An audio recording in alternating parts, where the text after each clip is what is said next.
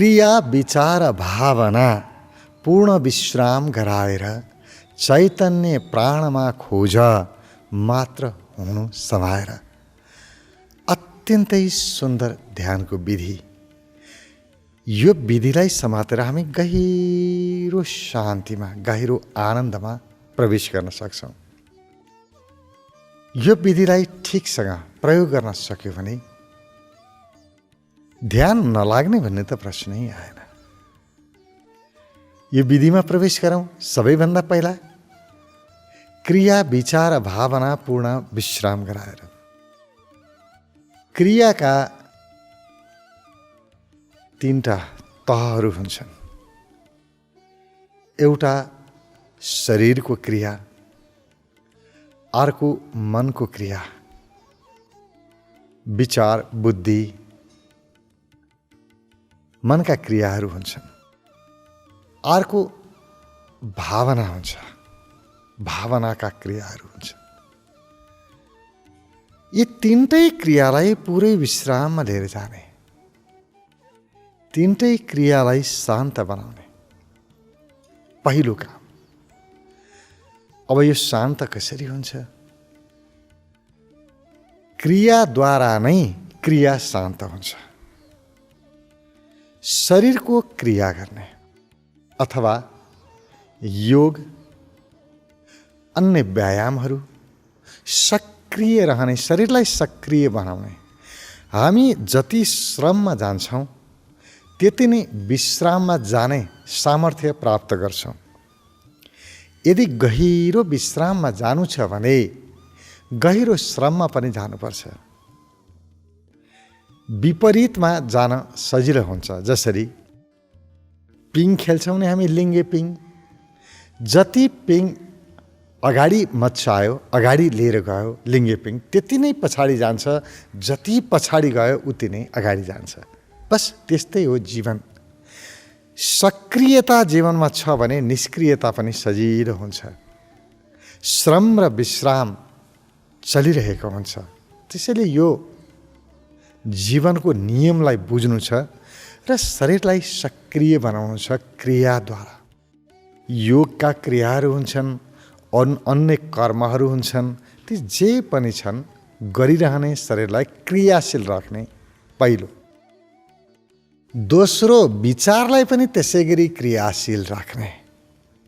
विचारलाई क्रियाशील राख्नको लागि चिन्तन गर्ने, योजनाहरू बनाउने, विचारलाई एउटा गति दिने, एउटा दिशा दिने, जानी जानिकन विचार गर्ने।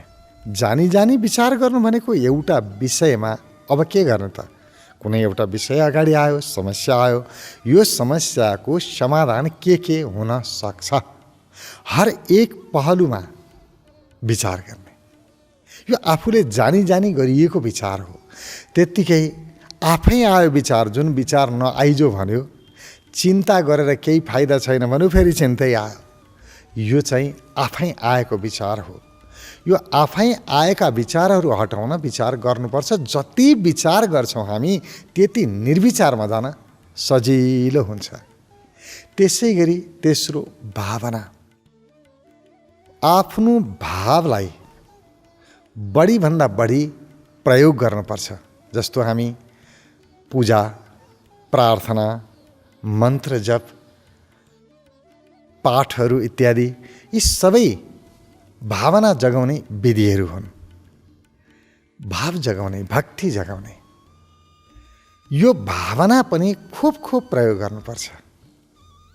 आफैले जानी जानी प्रयोग गर्नुपर्छ। कति मानिसहरूको भावना त जाग्छ, कहिले नकारात्मक कहिले सकारात्मक आफै भावना आएको हुन्छ। कसैले केही गरिदियो त्यत्तिकै प्रफुल्ल हुन्छ, खुसी हुन्छ। कसैलाई माया देखाउन सुरु गरिहाल्छ, तर उसको माया देखाउनुको कारण अरूको व्यवहार हुन्छ। अरूको व्यवहारको कारणले माया देखाउँछ। त्यस्तो होइन। भावना आफैले जगाउनुपर्छ। अरूले व्यवहार जस्तो सुकै गरोस्, तर मेरो भाव शुद्ध होस्, राम्रो होस्, मेरो भावना जागृत होस्, त्यो पनि प्रयत्न गर्नुपर्छ। जति हामी भाव शक्तिलाई जति प्रयोग गर्छौँ त्यति फेरि भावनालाई शान्त बनाउन पनि सहज हुन्छ, विश्राम गराउन सहज हुन्छ। किनभने यो सूत्रले के भन्छ भने शरीरको क्रियालाई, विचारको यानि कि मनको क्रियालाई र भावनाको क्रियालाई पूर्ण विश्राम गराऊ। अब यो भावनामा चाहिँ अलिकति हामी अल्झिन्छौँ। यो भावना भनेको के हो? भाव भनेको के हो? भाव भनेको अनुभूति हो। जस्तो कसैले सोध्यो प्रेम के हो? प्रेम मात्रै अनुभूति हो, अरू के हो? अनुभव हो। प्रेमको अनुभूति गर्न सकिन्छ, प्रेम अनुभवमा आउन सक्छ, त्यति हो, अरू केही पनि होइन। त्यसकारण त्यही हो भावना। जे जस्तो अहिले छ त्यसलाई अनुभूति गर्नु, छलाई अनुभूति गर्नु भाव, छैनलाई अनुभूति गर्नु अभाव। हाम्रो चित्त छैनतिर गयो भने अभावमा गयो, छतिर गयो भने भावमा गयो। छ यतिखेर जे छ त्यही छ, अहिले भएकोमा यतिखेर जे छ त्यसलाई ध्यान दिनु भाव, यतिखेर जे छैन त्यसमा ध्यान दिनु अभाव। त्यसकारण भावको खूब प्रयोग गर्ने, अहिले छको प्रयोग गर्ने, यतिखेर जे भइरहेको छ त्यसको अनुभूति गर्ने, यो भावको अभ्यास हो। अब भावका दुईटा अभ्यासहरू छन्। पहिलो तह चाहिँ पूजा, प्रार्थना, वन्दनाहरू इत्यादि प्रयोग गरेर एउटा भक्तिभाव, सकारात्मक भाव बनाउने पहिलो विधि हो। दोस्रो चाहिँ के हो भने भाव भनेको अहिले जे छ त्यसलाई अनुभव गर्नु, भएकोलाई अनुभव गर्नु नै भाव हो। विचार भनेको चाहिँ नभएकोतिर जानु, मन भनेको जे छैन त्यतातिर मेरो ध्यान जानु, मन अभाव, छमा बस्नु भाव। अब यो छ होस् या छैन होस्, विश्राममा लिएर जाने, पुरै विश्राममा लिएर जाने। यसको लागि पहिला सुरु शारीरिक क्रियालाई विश्राम, शरीरलाई एउटा स्थितिमा शान्त राख्ने, शरीरलाई नचलाउने, नहल्लाउने, शरीरको सम्पूर्ण क्रियालाई रोक्ने।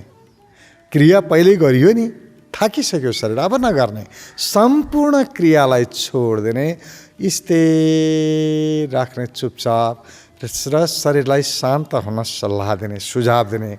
शरीर शान्त शान्त शान्त फिल गर्ने, आफूले अहिले भावमा लिएर आउने। ल भावद्वारा शरीरलाई शान्त बनाउने, भावद्वारा शान्तको अर्थ शरीर मेरो शान्त भइरहेको छ फिल गर्ने, अनुभव गर्ने। यो अनुभव गर्नु भाव हो, शान्त भएको अनुभव शरीर। त्यसपछि भावद्वारा नै दोस्रो क्रिया विचार शान्त, मेरो मन शान्त भइरहेको छ, विचारहरू शान्त भइरहेका छन्, कुनै प्रकारको हलचल छैन। जसरी शरीर शान्त भयो त्यसै गरी मेरो मन शान्त हुँदैछ अथवा शान्त भइरहेको छ अनुभव। शान्त भयो होइन, हुँदैछ होइन, हुन्छ होइन, भइरहेको छ, यतिखेरै भयो, अहिले यी शान्त भयो, त्यो अनुभव गर्ने, वर्तमानमा लिएर आउने र पुरै विचार शान्त शान्त शान्त सुझाव दिने। पहिला शरीर शान्त बनाउने सुझाव, शरीर शान्त भयो, अनि मन शान्त बनाउने सुझाव। अब भाव मात्रै रह्यो, जे छ त्यो रह्यो, भएकोमा ध्यान जान थाल्छ। अब बिस्तारै के गर्ने, भावलाई भावद्वारा नै शान्त बनाउने। शान्त भावना, मेरो भावना पनि शान्त, मनमा विविध प्रकारका भावनाहरू थिए, ती सबै शान्त हुँदै हुँदै हुँदै गयो। जे अनुभवमा आइरहेको थियो ती बाहिरी अनुभव सब शान्त हुँदै गए। जस्तो शरीरले तातो चिसोको अनुभव गरिरहेको थिए त्यो पनि यादै हुन छोड्यो। शरीरमा अप्ठ्यारो सप्ठ्यारोको अनुभव भइरहेको थियो त्यो अनुभव पनि हुन छोड्यो।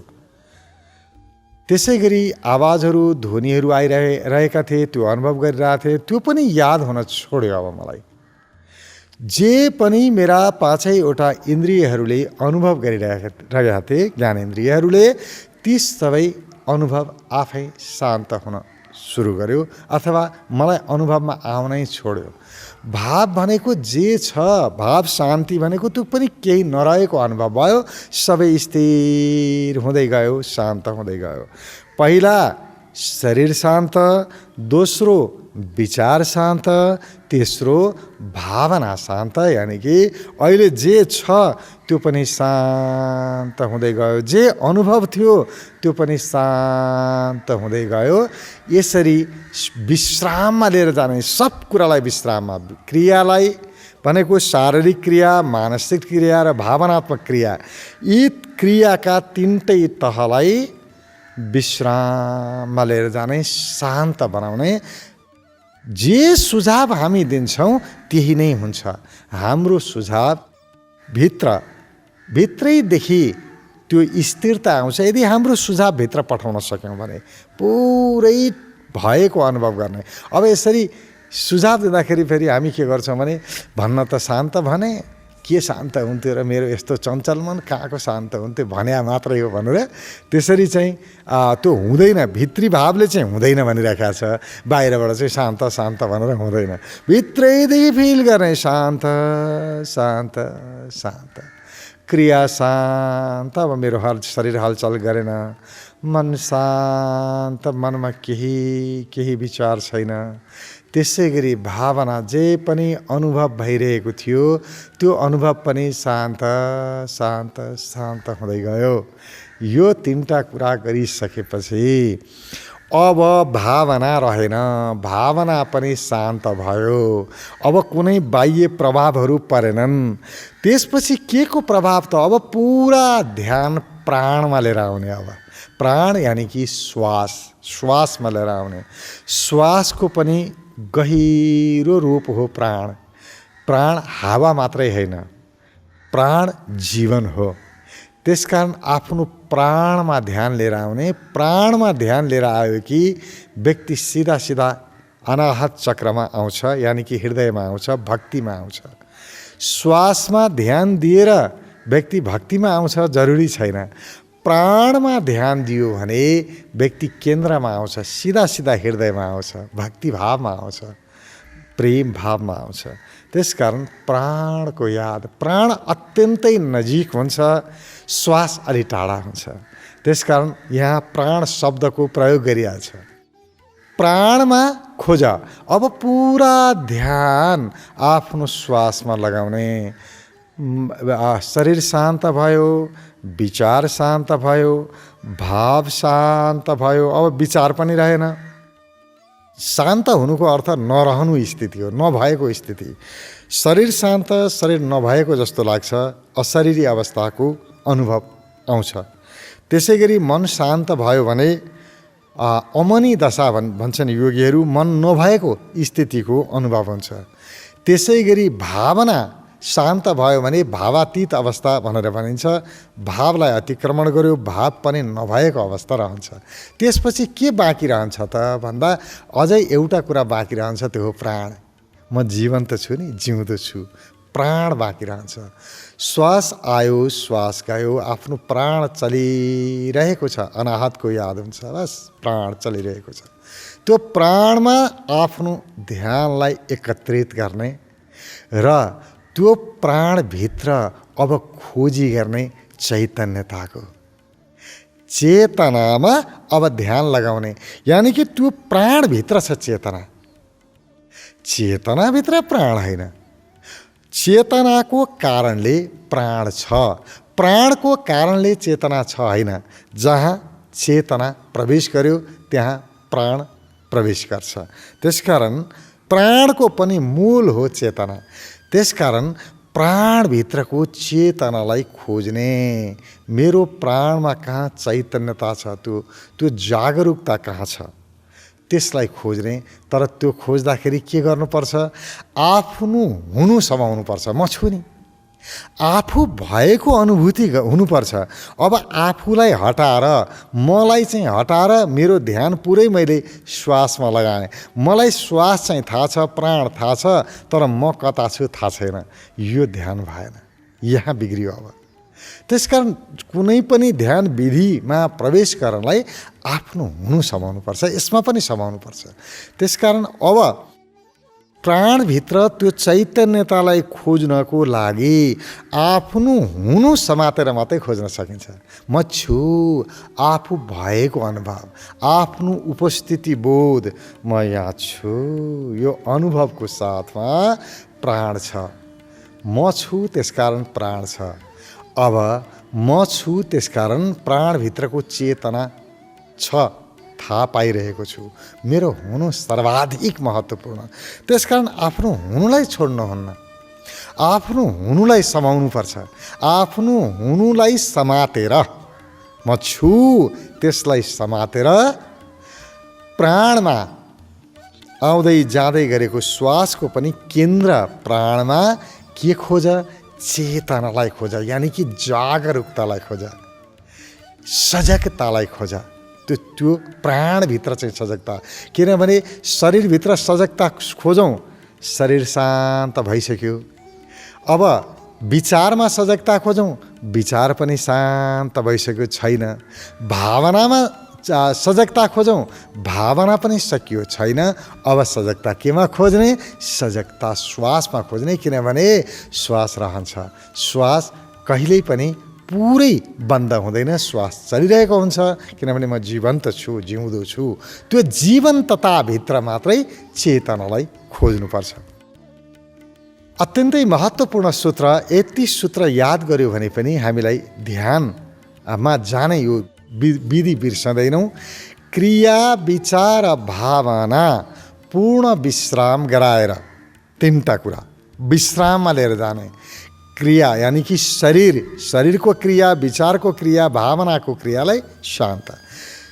क्रिया, विचार, भावना पूर्ण विश्राम गराएर चैतन्य प्राणमा खोज, मात्र हुनु समाएर।